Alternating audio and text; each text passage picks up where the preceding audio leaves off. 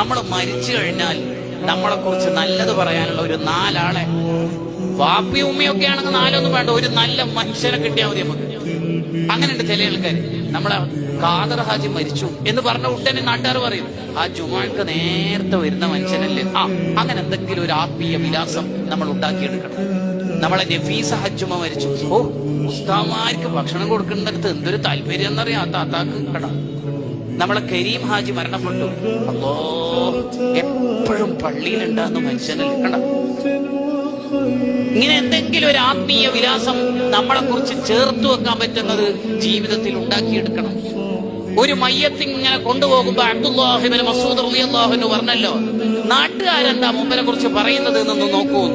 അപ്പൊ ശിഷ്യന്മാര് ചോദിച്ചു, നാട്ടുകാരെന്ത് പറഞ്ഞാൽ എന്താ, അയാൾ ജീവിച്ചതിനനുസരിച്ച് സ്വർഗവും നരകവും കിട്ടുമെന്നല്ലാതെ. അപ്പോഴാ അബ്ദുല്ലാഹി ഇബ്നു മസ്ഊദ് റളിയല്ലാഹു അൻഹു ഇസ്ലാമിന്റെ നിലപാടങ്ങ് പറഞ്ഞു കൊടുക്കണത്.